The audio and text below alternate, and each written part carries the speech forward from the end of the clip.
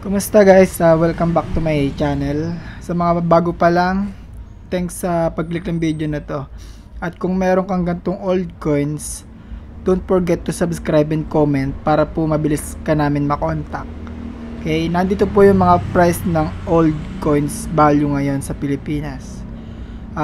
By the way, nag-start na po pala akong bumili ng mga old coins sa mga nakaraang video na nag-comment. Inisa-isa ko na po kayo. Actually, meron na po akong iba nabili. Yan po. Yan po yung iba ko nabiling mga old coins sa kanila.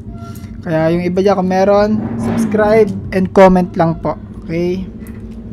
So, umpisa na po natin. Nandito po yung mga lumang barya at yung kanyang presyo na hinahanap ko. Okay? Umpisa natin dito sa yan. 1 peso coin Jose Rizal. Yan. Medyo luma na siya.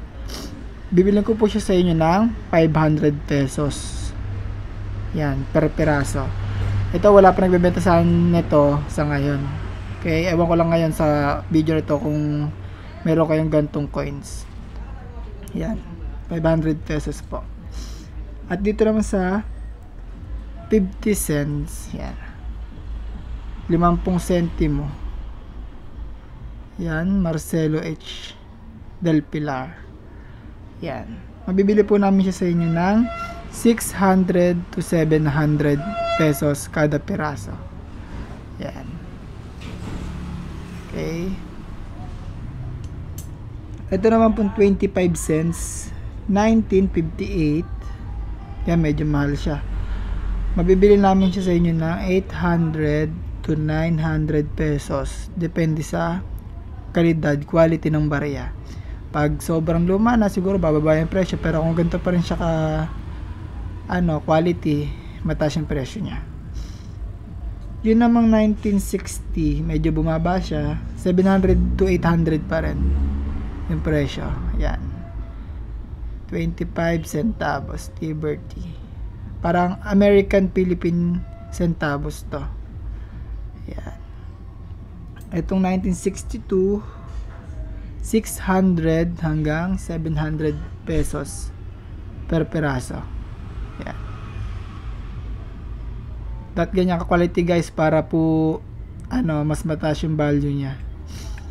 And then ito namang 1964, mabibili namin siya sa inyo ng 500 hanggang 600 pesos kada piraso. 1964. Yan. Okay, lipat naman tayo dito sa 50 cents Liberty. Yan, dadalawang klase pa lang po yung nabibili ko nito. Yan, 1964 at 1958. Yan. Dito tayo sa 1964. Yan, 1964, mabibili po namin siya, medyo malaki na siya, mahal na yung value niya. 5,000 hanggang 6,000 pesos kada piraso.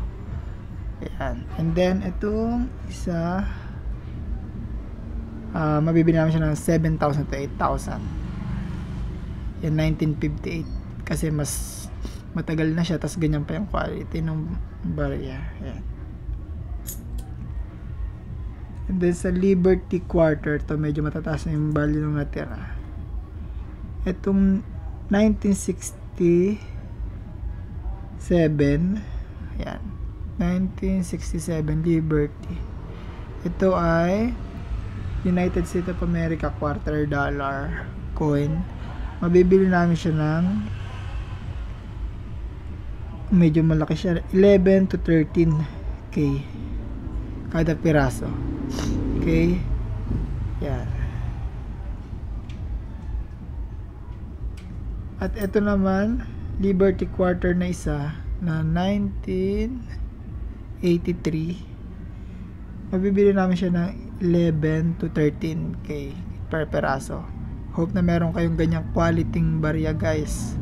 Kung meron kayo, just comment na po para po mabilis namin kayo makontak. Yan. Yan, itong Sri Lanka coin, hindi pa rin bago yung presyo niya. Umabot na siya ng 2 rupees. Yan, Sri Lanka coin. 15,000 to 17,000 pesos per peraso. At ito naman isang Sri Lanka coins, 18,000 hanggang 19,000 po. Mabibili namin siya sa inyo. per peraso. Okay. Yan. Ito na tayo sa mga mahal. Ayan po. Ito po. 50 centavos Pilipinas. Dito sa 1921, mabibili namin po siya ng 19,000 to 21,000 pesos kung ganito ka quality. Hope na mas may quality pa dito para mas mahal yung presyo namin. Yan po. Ito po yung mga mahal na barya dito sa Pilipinas. At itong mas mahal na 1908. Grabe, sobrang tagal na ito. 1908 pa to. Mabibili namin siya ng 22 to 23. Okay. Kada piraso, 22,000 to 23. Depende po sa quality at kalidad. At ito naman po, dumating na yung barang galing China. Binili po namin siya ng 76k per piraso. Yan. 24 karat made po siya. So, kung meron po kayong mga barang pinakita ko, subscribe, comment, para po mabilis namin kayo makontak. Thanks and God bless.